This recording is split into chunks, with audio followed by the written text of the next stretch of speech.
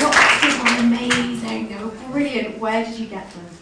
Well, we used a really lovely casting director called Jo Adamson, who's with Northern Creative in Leeds, and our, well, I wouldn't say star because we're all stars, but Claire's here at the back tonight. Oh, and Jack, who hasn't seen it before, so this is his first screening wow. and his premiere.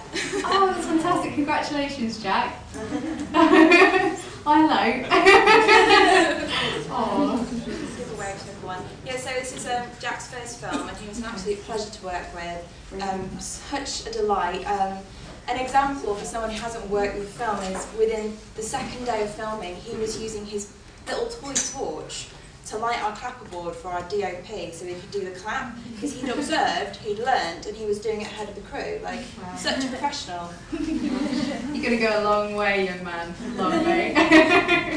Fantastic. The camera work's brilliant as well. Obviously, you've got great DOP. What were you filming on? We filmed. Oh, Dawn. No, you no. We're using Canons because it was quite a low budget shoot. So one of the things we had to compromise on was cameras, but the 5Ds and the 7Ds do tend to have a really beautiful look. The 7Ds are slow motion footage, and it's all about the glass as well, and the editors. So these all come in, and having a great producer who can pull in all the tricks in the world makes it look the way it does. Fantastic. Okay, so tell us about some of the tricks then, as a producer. Knowing how not to spend money, or not wanting to spend money. We basically, the budget. We had a very small budget, and we had to find match funding as well. So it was trying to get as much for free, or like in-kind donations. So the catering, the crew, basically, were all free. More or less. I mean, we paid them a token fee, but they all worked so hard as well. And they wanted to be there, they enjoyed it as well, and they did not mind working till like 12 o'clock, 1 o'clock in the morning. So you've got some real professionals. Yeah, we did, definitely. And lots of them here tonight, and thank you. Yeah. Thank you, you made such a wonderful film. Okay, so kind of in keeping with that, what made you choose the location? Was that anything to do with budget, or was it the story entirely? It was the story more than anything. It just fitted into everything we wanted. We had the fields, the scenery, and just the house itself as well, just the feel of it. And we had woodlands nearby.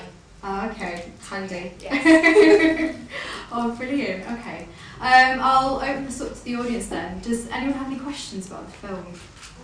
Yes, about the story. Sweet. Well, the script came about for a scheme which Vision Media, who were about before Creative England and everything changed. So it was a scheme called Green Shoots, where you were placed with a writer and a producer through the scheme who you hadn't worked with before. It was new talent, and the writer was Elaine Grass, who isn't here tonight. But she kind of pitched the idea to me, and I was really taken with this magical idea of the tenderness of loss and the idea of a supernatural film. The feeling that by not letting go of somebody, or by retaining the memory, that the boy's spirit is almost trapped in a limbo and is kept close. And so you're not sure watching the film, I don't know, putting people's words in people's minds when watching it, if you think it's the boy's story or the mother's story. Yeah, no, I think that was one of the most interesting points about the film, the fact that it was so ambiguous, and at times you were wondering whether, are they just ignoring him, or is he actually dead? So I thought that when I first read the script. Yeah. I thought they were just ignoring him. I thought they were bad parents. I really did. Brilliant. I think that's testament to the script then. That's fantastic. Does anyone else have any questions? I was just wondering what your plans are next. I've seen quite a lot of Aurora shorts already.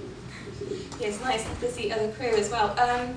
Next is a short called Touch, which I'm looking to try and get made in September, and that's a kind of a sci-fi, but not blue and white sci-fi and lots of people in skin-tight costumes. It's much more the road kind of sci-fi. It's out in the sticks again, and it's about human interaction, which I kind of like. Oh, yeah, okay, cool. How about you, Nia? What are you doing next? Well, I've got a short that with somebody in the audience here that's written, and we want to carry on. It's called Insomnia, but I'm not going to tell you anyone about it. You'll just have to come and watch it when it's out. A mystery, fantastic. That's great. I guess finally, as women working in film, obviously it is a difficult industry to get into, and sometimes it can be difficult getting taken seriously as well. Is there any advice that you could give anybody, filmmakers, from what you guys have learned? But basically, I'll go first on this Yeah. one, just because I recently saw Mike Lee give a talk, and he was talking about his new short for the Cultural Olympiad, and he said something there that I think accounts for filmmakers, man or woman, which is, you know, don't compromise, keep your integrity. And I think that's the same. It's going to be tough if, you know, sex, gender, whatever, but if you're a filmmaker, you're doing it for your personal reasons, so you just don't compromise. Yeah, probably the same. Like, I've not had enough experience in short films or in that line of work yet to actually give an opinion, but if you want it, you're going to go and get it, whether you're a man or a woman. Fantastic. All right, great stuff. Thank you very much. That's brilliant.